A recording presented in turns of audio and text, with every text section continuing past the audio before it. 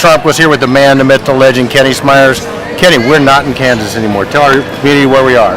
Well, Ike, we're in Orlando, Florida. We're standing in front of the B.B. King Blues Club, and we have found ourselves a location for the 2019 ControlTrends Awards. We have, and in case you don't know, that Sunday night is Super Bowl Sunday. So if you want to come to the biggest Super Bowl party in Orlando, reach out to your sponsors and say, hey, we want to be there with Ken and Eric, man. We've got the B.B. King space booked. We're going to have the ControlTrends Awards start about 2 hours early. So after the awards, you can just chill out and watch the game with all your rowdy friends. Here's our favorite team. There we go, right there. So there'll be a lot more on that. And for our sponsors out there, Kenny and I are putting together a special discounted sponsorship package if you sponsor early. So we'll be more information on it. Reach out to me or Ken to check that out.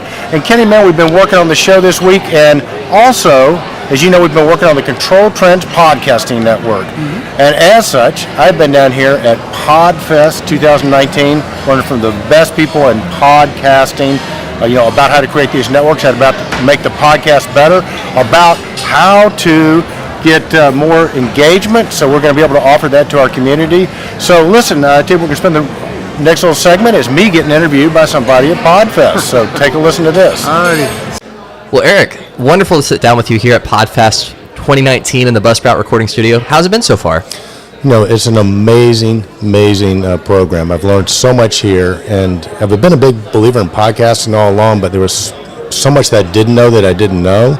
And now I'm even more convinced, Travis, that you got to have a podcast to connect to your audience. Now tell me a little bit about how you first started in podcasting. Like, how long ago was that? What was the original idea? And then like, what have you been producing over the last several years? Cool, great question. So it kind of goes back. We're one of the Honeywell and Johnson Controls largest distributors. We're a master systems integrator, HVAC controls distributor, with about $3 million worth of inventory in our Atlanta warehouse. And about the time that SEO kept coming up, I would Google, and this goes back about 10 or 15 years ago. I would type in Honeywell Controls Atlanta, and we would not show up anywhere in the search. I'm going, man, this is nuts. What's going on? And so I asked somebody, I said, this internet thing, why aren't we showing up? He said, well, you got to do SEO.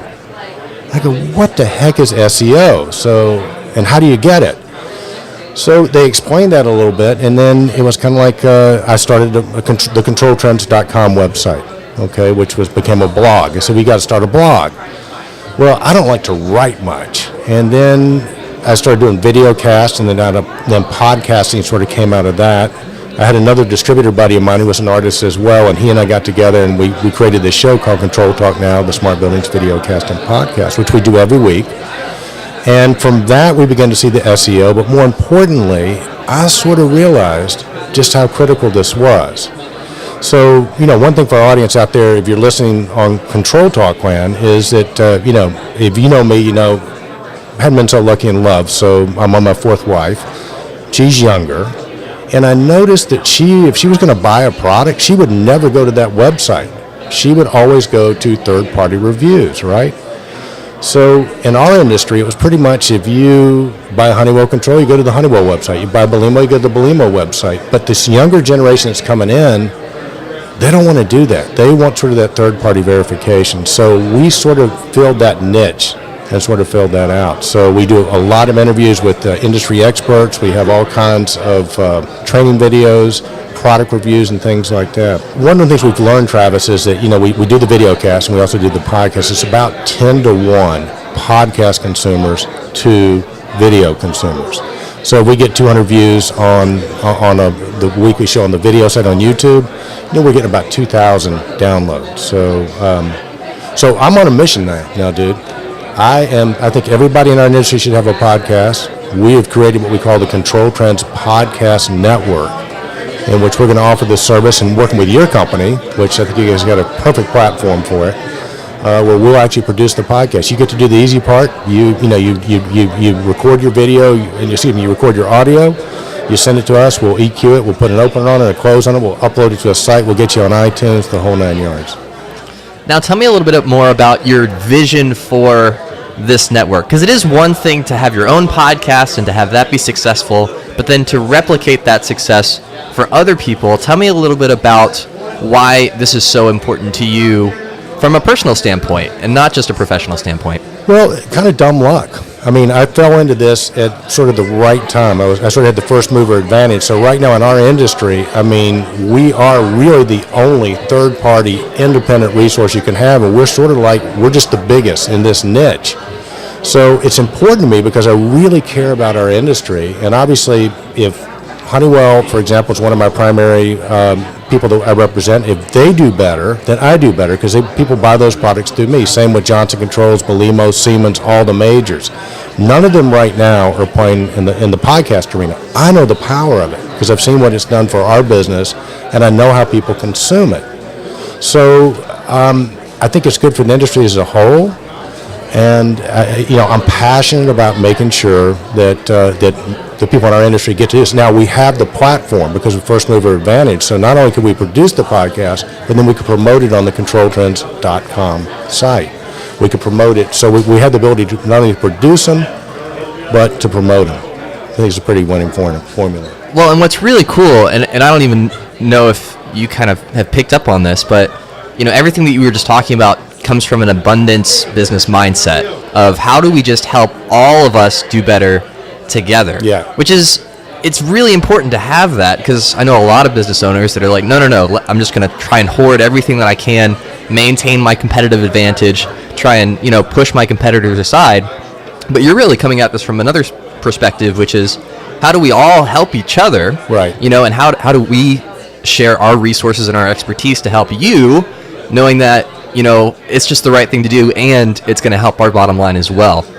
What's interesting, and we've shifted. I mean, obviously, when we talk about networking, we talk about the internet. We are now in the networked economy, and it's a completely different set of rules than it was in the scarcity economy. It used to be when I first got in the business, it was if you had information, you hoarded that because that was your differentiator.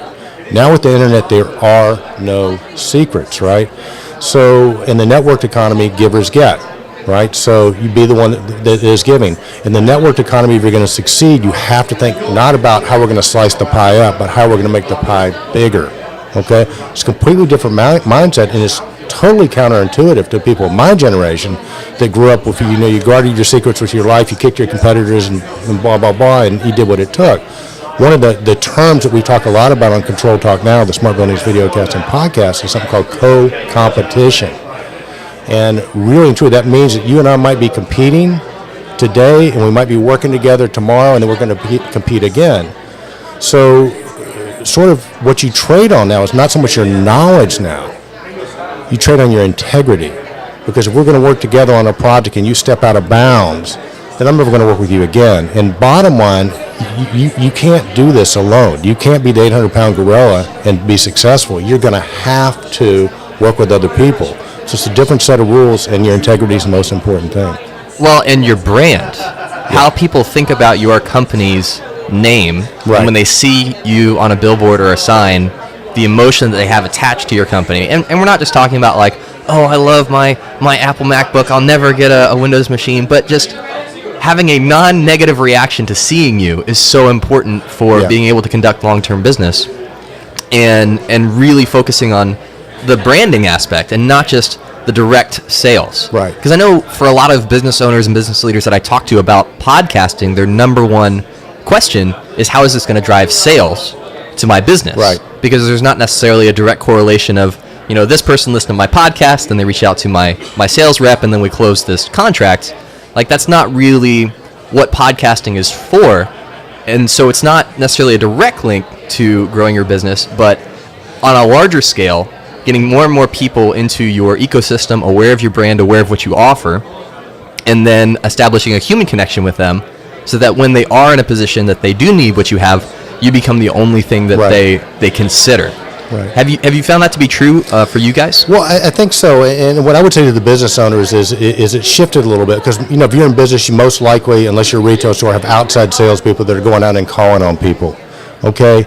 And when I first got in the business, in our particular niche, that was great because you had bloated maintenance staffs, and they would much rather talk to a salesman that's bringing donuts than work. Well, that's all changed. the maintenance staff is trimmed down, so people don't have time and they don't have attention, okay? So you have to be able to get their attention, and you better not waste their time. So my biggest expense is my outside salespeople making cold calls trying to find new business. You have to have them, but the strategy sort of shifted to, when we have a hot lead, we send them out. Okay, so what I would say to your business owners is that you have to be able to be found. That needs to be part of your marketing strategy, and podcasting is a great way to be found. Give you a quick example. In our business, there's a plant in Augusta, Georgia, that we've been trying for 5 years to get into, right? And there's not a receptionist. They don't tell you who you need to see. There's basically a guard. If you don't know who you need to see, he's not going to tell you who you need to see. But yes, a big potential customer. We knew there was potential in there. So we spent years trying to figure this out. I get a call one Monday morning. It's the plant engineer at this particular facility going, our corporate engineering in New Jersey watches your show every week. They saw you do a review on this particular product. They've already approved it. They want to buy it from you. Can you come over and tell us what we need? Now, that doesn't happen much, okay? This is like an $80,000 sale, right? Doesn't happen often, but, I'm investing an hour to a week in doing this. So part of your strategy has to be, how can I be found? Podcasting is a great way to do that. And how is that, just thinking about how when you first started trying to get, you discovered, I need to be found, I need to be available, people need to be able to come and find me, so I'm not knocking down every single cold call that I can. What have you noticed is the difference between the blog that you started initially and podcasting, whether that's, impact to your bottom line or even just you personally enjoying the process?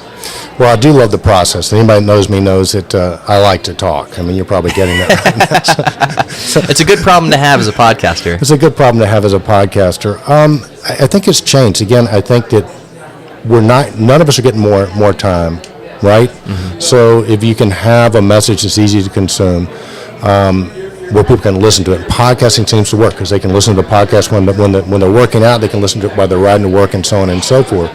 So sort of embedded in that question would sort of be along the lines of, have a podcast guest come on, like let's say somebody from one of the vendors I represent talk about a product and say, look, here's the formula. Don't talk about the product right away, and don't be pushy like you're trying to sell something. Let's identify the problem that people are having, and we can talk about the problem and why it's a problem, and then you can talk about how one of your solutions. This is how we would do it, and then it's up to me as the podcast host to go, it makes a lot of sense. So that creates value all the way around because people want to understand the problem. If you just start talking about a product, man, click off. Let's go listen to Joe Rogan instead, right? Right. And have you been strategic in the people that you bring on, either reaching out to people that you want to establish a connection with business-wise and say, hey, I'd love to have you on my podcast, knowing that we're going to have a nice conversation at the end of it. We're going to have a working relationship, potentially. Like, have you used any of those kind of strategies, or just trying? Not yet, but that's part of what I've learned here. I mean, getting guests. Oddly enough, I had one guy come in. And part of my premise is I don't handle all the product lines. Okay, but the premise of the Control Trends was, if you're in the industry and have something positive to contribute and say, you get equal airtime with somebody that I actually get paid by. Okay, so I had a competitor come in. And this guy sat down, we did an interview. He got 108 leads from one 30-minute interview, right? Didn't help me at all. It was great for him. But here's what's odd, and this is, again, maybe it's a function of the fact that a lot of the people in my industry are kind of older, is it's like pulling teeth to get anybody to come on the show. And it's difficult to get the guest, and again, we're missing out.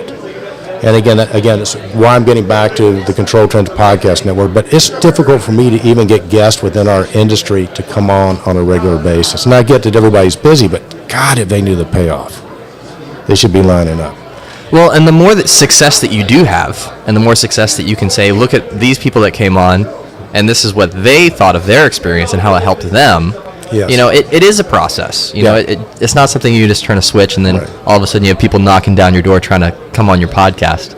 No, it is, and and if you ever listen to my podcast, you'll hear one of the statements we say over and over. One of my teachers used to say, "Nothing is obvious to the uninformed," and I think whether it's my industry or your industry or anybody else's industry, any business, dude, there's more and more stuff coming at us. It's harder and harder to stay informed, right? So podcasting is a great way that you can, on your schedule, listen and get informed. Because if you're not informed, you're not going to be able to take advantage of the changes that are coming. Absolutely. Now, when we were chatting before this, we started doing this interview, you mentioned a second podcast. Yeah. Tell me a little bit about that one. So the second one is a friend of mine. He's actually a trainer, a martial artist. He's somebody that I've worked with over the years named Paul Lewis. And the second podcast is called the Zen Brothers Podcast. And what we do is we basically interview, we call them conversations with everyday masters. And sort of the theory with that is that, I'm a big podcast listener. Like, I'll listen to Joe Rogan, I'll listen to Tony Robbins, I'll listen to all those, Tim Ferriss and all those guys. And they're great, but they're not necessarily relatable.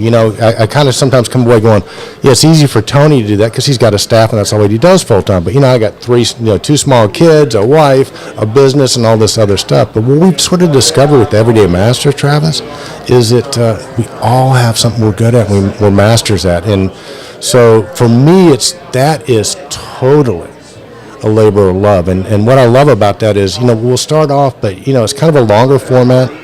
And I know we've done our job right is if at the end of the podcast we're all kind of going, oh my gosh, we learned something together that none of us knew just through the dialogue and the conversation.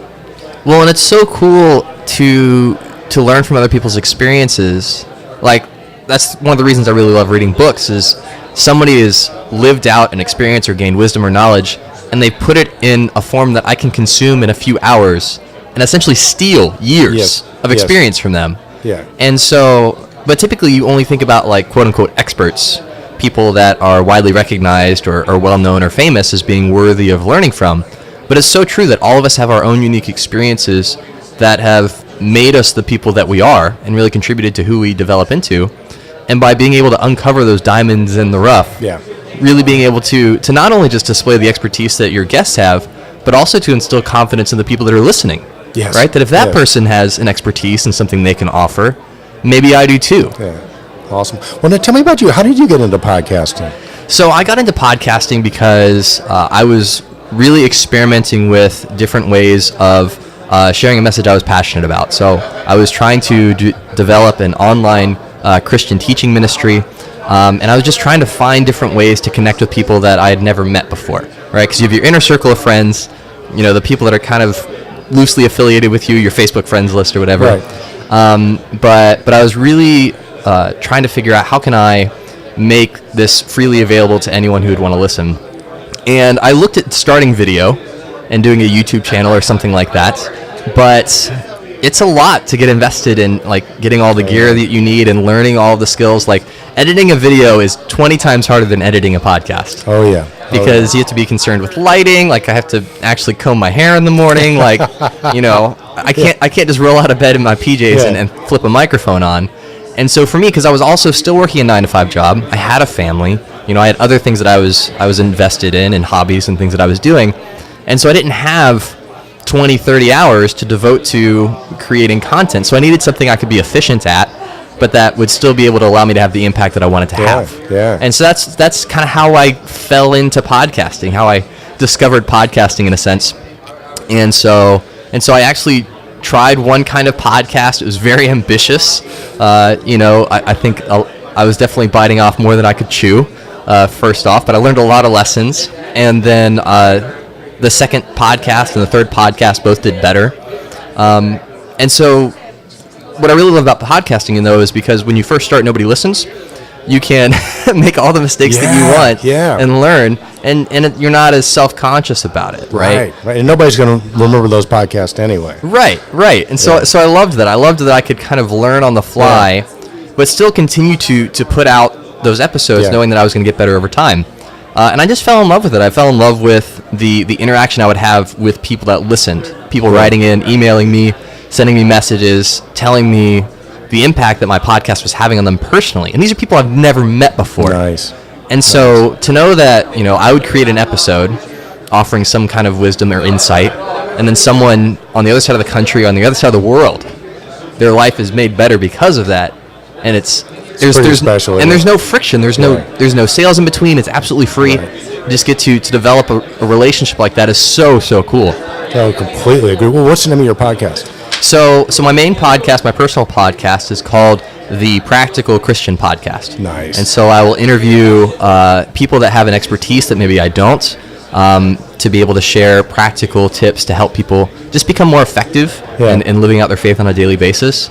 And then I'll also do short strategy episodes. So like 6 to 10 minutes, like here's one thing you can implement very quickly, very easily to work on your own, kind of effectiveness. Well, that's awesome. Well, listen, we'd love to have you come on the Zen Brothers podcast, and I think you'd be a great guest on that. And part of, it's kind of like, Paul's lived in the East for a long time, so he's very martial arts based and stuff like that. So it's kind of like, part of it is East versus West principles. So Christianity definitely fits into that, and people have different ways. But at the end of the day, it's about coming away with, like you say, a couple of nuggets where you go, oh, I can think about this, or I could try this, or I could do this. It's giving people more possibilities.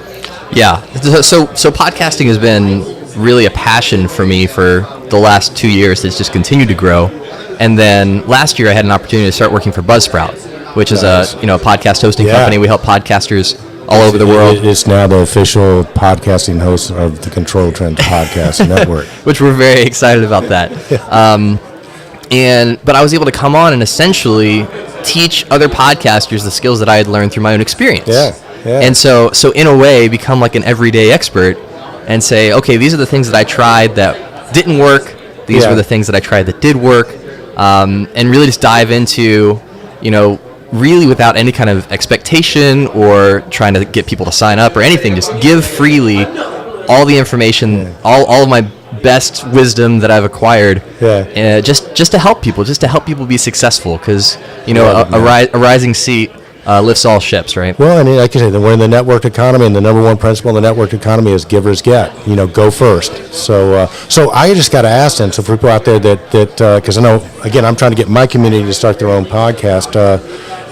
What would you say to somebody that hasn't done a podcast, that's maybe thinking about it, and what do you see some mistakes people make when they first get started? So I think the number one mistake that people make when they first get started is they think it has to be this massive success for it to be worth it, right? Yeah. And they measure success in terms that aren't really realistic, whether that's millions of people downloading your episodes or quitting your 9-to-5 job after a month of podcasting. Like, you kind of create these false senses of what success looks like. But so what I really try and stress with people that are first getting started is that's a lot of pressure to put on yourself that's not necessary. Right? And if you're just starting out on your own and you're not paying a staff of people to edit each of your episodes and paying for promotion and things like that, you don't have to make money for it to be a successful podcast. Right. That if you can create a podcast about something that you already love, that you would already talk about for free, and now have an opportunity to have that conversation with other people, then that's just a win-win all around. Yeah. And so I really try and reorient people that are first starting out to not think about the money aspect of it, to not think about the number of people that listen, but really to focus on the depth of the impact. So for a business that doesn't have a podcast, why should they do it?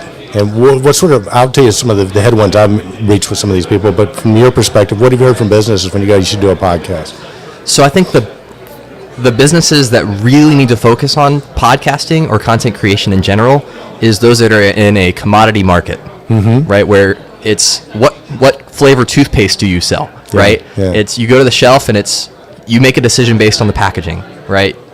And so if you're in a commodity market where you don't have a huge differentiation between you and your competitors, brand is what sets you apart. Yeah. Right, going that extra mile, and having that human connection. I want to interrupt, but to me, your brand becomes your personality, almost, right? Because again, all things being equal in a commodity market, they go, oh yeah, I listen to Travis's podcast. I'll pay a few more cents for this, right? But so your brand really becomes your personality. I think companies have to have a face that people can resonate with. So. And what it does is it protects you from the race to the bottom. Right. Well said. So pounding the rock here. So if you're in a commodities business and you're just trying to undercut your competitor by 1%, 2%, and then they come back and undercut you 1%, 2%, then everyone loses. Right. But if you can position yourself as a quality product that meets a very specific need for customers that recognize their need, and you also have a brand so they feel like they have a connection to you, then the price no longer is a part of the equation. It's the differentiator. and really and truly, I mean, the business books I've read about now is like, for example, some of these major corporations, the number one guy, they're hiring masters of fine art because you can't make some of this stuff less expensively. If you don't have a great product that's competitively priced, you're not even in the conversation. I think this is true across all businesses. If you don't have great tech support, you're not even in the business. So what is the differentiator? And that's why, GE and people like this are hiring masters of fine arts or poets to try to get that sort of vibe like an iPhone has or something, right? And I think individual businesses have the opportunity to do that through social media. But, what I've learned here, Travis, is most people are just missing it. They're doing it wrong. So where I'm coming back to, the number one pushback I get is, it has to be perfect. No, your first 3 or 4 podcasts are gonna suck. Yep. They are, but nobody's going to go back and listen to episode 1 or 2 or 3. I mean, sometimes I go back and go, "Holy smokes, what were we thinking?" Right? But the other thing is, it's like yes, you just got to get started. You'll get better as time goes on, but to not have a podcast as part of your social media program, I think is a big error. Yeah, and I just want to say one more thing, just kind of on this topic of creating a brand and developing a relationship with people that haven't even become your customers yet. Specifically when it comes to pricing, right? That all that pricing is a story. It's a story of what you're communicating value-wise, and a story that the customer is coming into, right? That the reason people spend more on a MacBook versus a Windows computer that costs less and has the same specs is the story. Not just the story from Macintosh, Apple, where they're telling you about, how it's going to set you apart, make you, unique. But then the story you tell yourself, that I identify with Apple as a brand, and I want to communicate that with my purchases. And even though it's a little bit more, even though it costs a little bit more for maybe the same kind of computer, the story that I'm telling myself makes me feel better. And so when you can have that kind of a story-branded relationship with your customers, they don't mind paying more for your product because they believe in the value that you're offering. And then you don't have to worry about the price. Travis, you and I are going to get a bumper sticker because I think we need to write a book together. It's called People Who Don't Buy Products, They Buy Stories. Wow, so great stuff. Tell our community, because I'm putting this up. First I say, welcome to Control Talk Now, the Smart Buildings podcast, because this is it this week because I'm in Orlando. Yep. And then tell people how they get hold of you. So the best way to get a hold of me is with my work email, travis@buzzsprout.com. If you have any questions about podcasting, hosting, microphones, anything like that, I'd love to help you out for free. Yeah, and Travis and I now, we're new best friends, so for all the people in the Smart Building Controls Network, if you want to start a podcast and be involved in the Control Trends Podcasting Network, we got a team. Because it might not take a village, but it does take a buzz and a sprout and a couple of guys that want to make it happen. Absolutely. Thanks for having me on, Eric. Hey, well, thanks for having me on. I think I'm on your show. Or maybe this is the way it works in the new podcasting network economy. I mean, we're both guests on each other's shows simultaneously. How cool is that? Very cool. Well, there you go, man. That's another episode of Control Talk Now, your Smart Buildings videocast and podcast. Again, remember, mark your calendar now. Super Bowl Sunday. If you want to be at the coolest party ever, you want to be at the ControlTrends Awards. They'll start early, and we'll be partying afterwards. We got everything worked out. February 2nd, it's Groundhog Day. It's also Super Bowl Sunday, but it's going to be the ControlTrends Awards 2019 extravaganza. We're going to combine the best elements of ControlTrends with a Super Bowl party. Yeah, and I got to tell you, man, with the venue we got is fantastic. Looks like we'll be able to get 300 people in there. That'll be the first 300 people. So if you want to party, get with one of our sponsors and say, I want to go to the ControlTrends Awards. If you want to be a sponsor, get with us. Again, we have some special rates that if you register early and sign up early, you get some special rates. All right, with that, remember, be bold, stay in control, and have a Super Bowl party with us. Indeed, Eric.